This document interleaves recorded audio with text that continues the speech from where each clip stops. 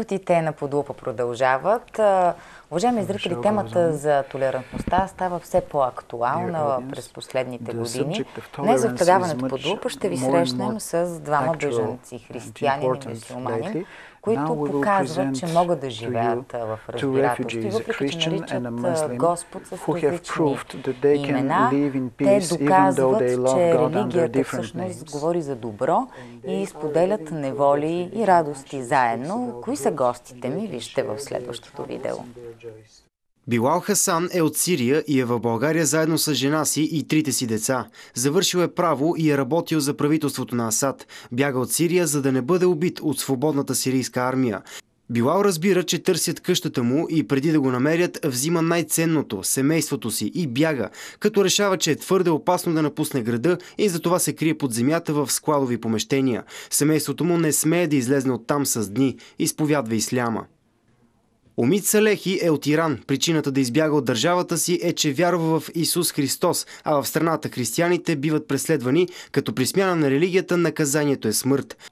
В България е заедно с 6-членното си семейство. Изключително отдаден е на религията и на църквата. Братята му вече учат в българско училище и са започнали да се интегрират. Без морално-религиозна ценност няма как да има общество, без толерантност също. Казвам здравейте и добре дошли на Билал Хасан и Умид Салехи. Много ви благодаря, че сте мои гости. Казвам здравей и на Янг Бари от Флорида. Здравей, Янг, който е на скайп линията ни. Благодаря ти, че се включваш в нашия ефир. Така, първо да започнем с вас. Кое ви докара в България? Ние видяхме визитките ви. Първо, може би вие да започнете. Имате интересна история. Това, което мен много ме впечатли, че вие дни наред седите, бягате от режима на Башар Асад. Разкажете всъщност под земята колко дни изкарахте и защо избягахте от режима на Башар Асад?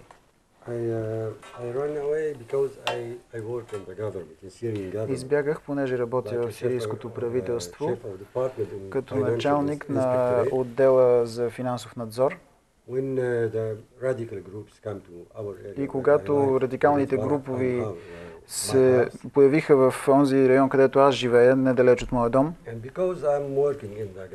понеже съм част от правителството, те искаха да ме убият като представител на правителството, мен, жена ми, децата ми. Така че избягахме и се скрихме в един хранителен склад и там престояхме 18 дена. Какво изпитвахте тогава? Какви въпроси си задавахте? Може би звучи нелеко въпроса ми. Може би още се будите от кошмари тогава. Опитвайки се да запазите живота на съпругата, на децата.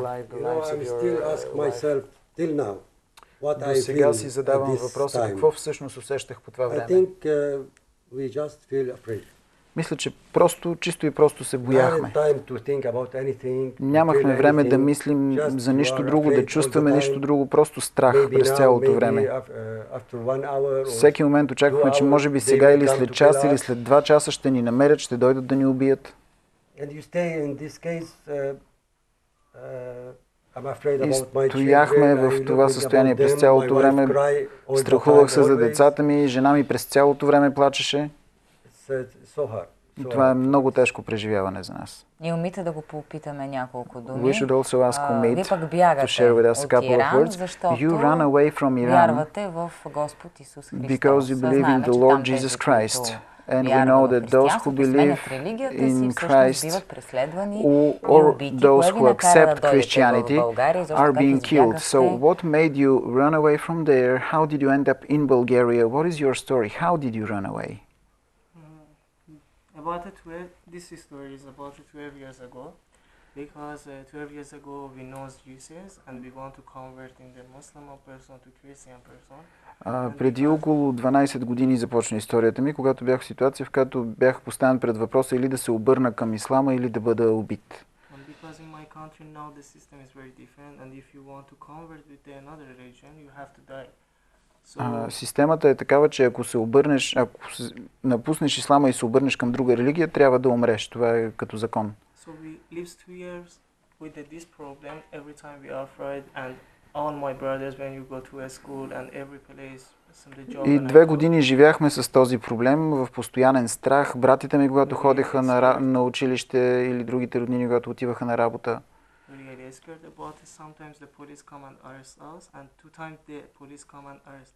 Два пъти ни арестува полицията за това, че не сме мюсюлмани.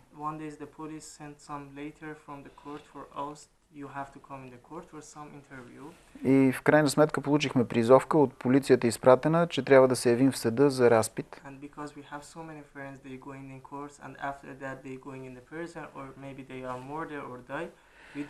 И понеже имаме твърде много приятели, които получавайки такава призовка се явяват в съда и повече не се връщат, ние не отидохме. И затова просто решихме веднага да избягаме. Преди да ви питам дали ви харесва в България, дали смятате да останете в Before I ask you whether you like Bulgaria and whether you want to stay here, I would like to ask both of you, starting with Bilal,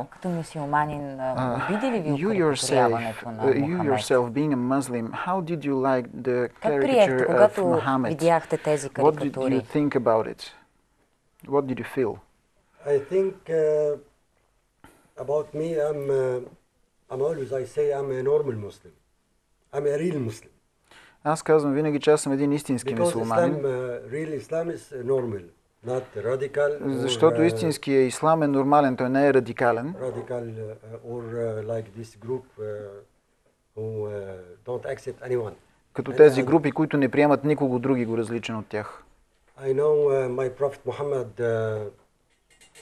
from someone of his name, the Prophet of mercy. И едно от имената на моя пророк Мохамед е пророкът на милостта. By the way, my religion, Islam. И това е моята религия, ислам. Not religion to refuse а не религия, която отхвърля всички останали, никого не приема. Като истински мюсюлманин, аз мога да приема всеки го един по света. Християнин, юдеин, който и да е по света. Аз искам да го питам в момента Янг Бари. Янг, чуваш нашия разговор. Кажи ми, ти редно ли е според теб да се карикатуряват религиозни символи? I think it's harmless. It's, you know, they did caricatures of every religion. I didn't see anybody else try to kill them. Мисля, че това е всъщност безобидна дейност. Вече са рисували карикатури на почти всяка друга религия и никой друг до сега не се е опитвал да ги убива за това нещо. They've drawn caricatures of Jews. They've drawn caricatures of Christians. They've drawn caricatures of Muslims. You know, it's really sad. Freedom of speech. Така че много е тъжно това, защото нарушава свободата на словото. Другото, което искам да те попитам, станаваме ли свидетели на време разделно, времето, в което живеем и на тежък сблъсък на цивилизациите? Усещаш ли такова нещо? Well, I think the world should take an example of our hotel. You have Muslims, you have Christians, you have Druze, and they all get along. Why can't the world do that? При нас живеят християни, мюсюлмани, юдеи и те живеят в мир. Look at Bilal and Omid. They're a wonderful example of what the world should be. Omid, те са един прекрасен пример за това как би трябвало да съсъществуваме. Толерантността в днешно време. Доколко осъзнаваме и доколко сме толерантни в днешно време. Ето, истина в къщите, в които живеят, ето ние сме поканили, знаеш, от хората, мюсюлмани, християни. И вие всъщност го доказвате, че може да живеят различни религии заедно и религията да не пречи, разбира се. Непрестанно обикаляш, всеки ден си на различно място. As a humanity, tolerant enough nowadays? You go all around the world, so you have enough experience from around the world. How tolerant are we as a whole? Well, the world, unfortunately, is becoming a lot less tolerant. You know, you can't, any religion cannot continuously kill people arbitrarily because that's what they want to do. And they're quoting the Quran, and that's not what the Quran says. They're interpreting it their way. те си тълкуват по някакъв свой изкривен начин своите религиозни писания. And we shouldn't look at one small group who do not represent. И не можем да си позволим да гледаме една дребна групичка и тя да ни бъде пример за това каква е цялата религия. Сам знаеш, в Мойсеевите книги именно се казва така: не убивай. И те биват почитани от мюсюлмани, от християни и от евреи. You yourself are familiar with the books of Moses, with the Pentateuch, and you know that there is the commandment not to kill, and those books are equally revered by Christian, Jews and Muslims, right? Yes. Да, така е. I wish they would practice what they preach. И бих се радвал тези религии да започнат да практикуват онова, което проповядват. Така, Янко, остани на линия и слушай какво говорим. Ние продължаваме тук разговора. Okay, Jan, please stay with us and we'll continue our conversation in the studio. Умити, всъщност искам да ви попитам нещо много важно. Вие първо харесва ли ви в България? Как ви приемат? How do you like Bulgaria? Do you feel accepted in the Bulgarian society? Учите ли български? Децата ви ходят ли в български училища? Are your children думи на български научихте ли? Have you learned some Bulgarian words? My children, no, not yet, because I take my statute here in Bulgaria not so long time. Моите деца все още не ходят на училище, понеже получих статута си на беженец не толкова отдавна. Що се отнася до българските хора, в началото, когато дойдох тук, си стоях в лагеря и нямах много контакт с българите. Когато обаче отидох в Global Village, в къщата в Банкя, тогава започнах да общувам повече с българите. Very close to us. Мисля, че българите са много близки до нас. Everybody can make real contact from the first time. И всеки е готов от първия път да се сприятели с тебе. Step by step they make real contact, a good contact. Постепенно се оформят хубави, здрави взаимоотношения. Вече сме приятели с всичките комшии в Банкя. Съвсем нормални отношения, наистина. Значи сме толерантни. So we are a tolerant nation. Yes. Да, разбира се. А ще останете ли в България? Will you stay in Bulgaria though? You know, Bulgarian people try to find chances in other countries. Българите се опитват да търсят шанс за живот в други страни. If I find my chance here in Bulgaria, ако аз намеря добри условия за живот тук в България, ще остана. Харесва ми като хора, като усещане. Казвам го не защото съм тук сега, наистина така се чувствам, че ми е приятно да остана. Но ако не успея, аз разбира се искам най-доброто за семейството си, за децата си. Така че ако намеря късмета си тук, ще остана тук. Умит, а вие? What about you, Umid? I have two brothers more. They are going to Bulgarian teachers and they have a classmate. All of them is Bulgarian. Имам двама братя, които ходят при български учители, имат български съученици. Така че вече имаме доста български приятели. Много приятни, много благи хора. Вече са научили към 900 български думи, моите братя. Така че почваме по-малко да се оправяме с българския. Стъпка по стъпка мисля, че ще можем да се оправяме и да живеем тук. Много ми харесва България и се надявам да мога да остана. Искате да останете тук в You would България? like to stay. Да, разбира се. Коя беше първата дума, която научихте? What was the first Bulgarian word you learned?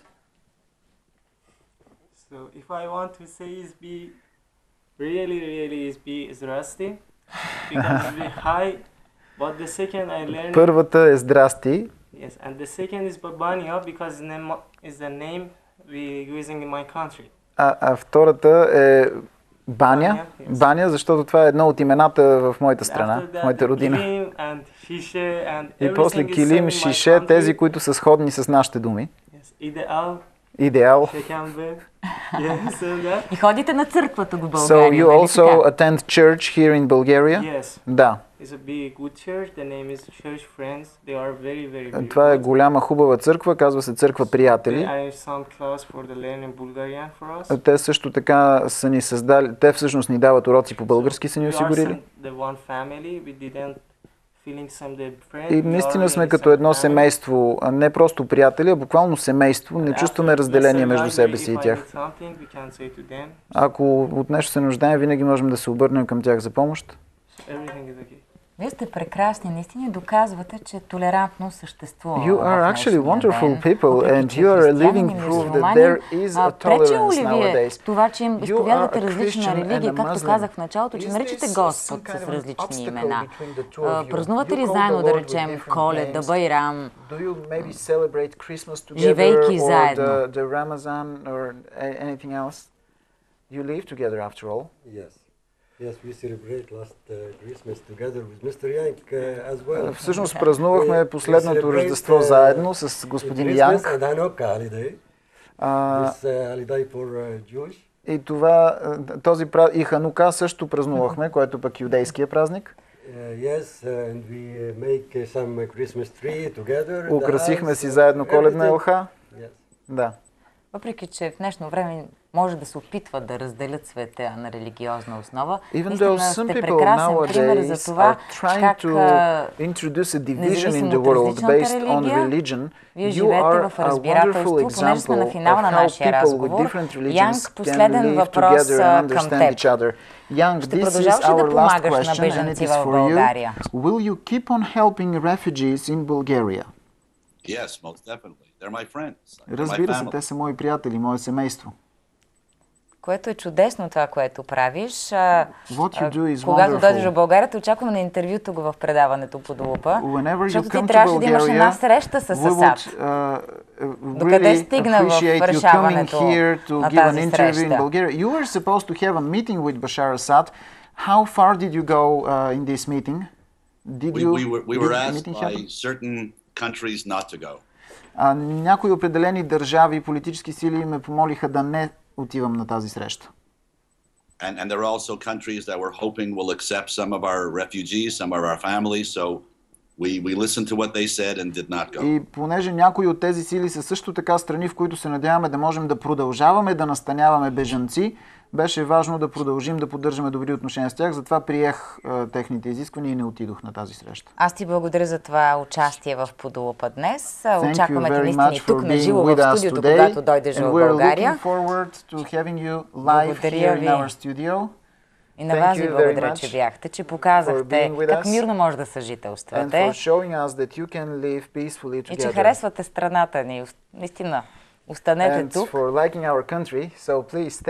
И хубаво да възпитавате децата си най-вече в религия, в вяра, независимо каква е тя. Защото няма вяра, която да не говори за добро, за милосърдие, да не помага на бедните, на страдащите. До нови срещи. Благодаря ви. Thank you for Yang for everything. Искам също да благодарим на Янг за всичко. Всеки път му го казваме, когато го видим, но никога не е достатъчно. Защото той винаги се старае да направи най-доброто за мен, за нас, за децата ни. Така че благодарим много. Когато човек даде добро, му се отвръща с добро. Благодаря ви на вас, че бяхте с нас. Сега следва централната емисия по телевизия Европа. Не я пропускайте.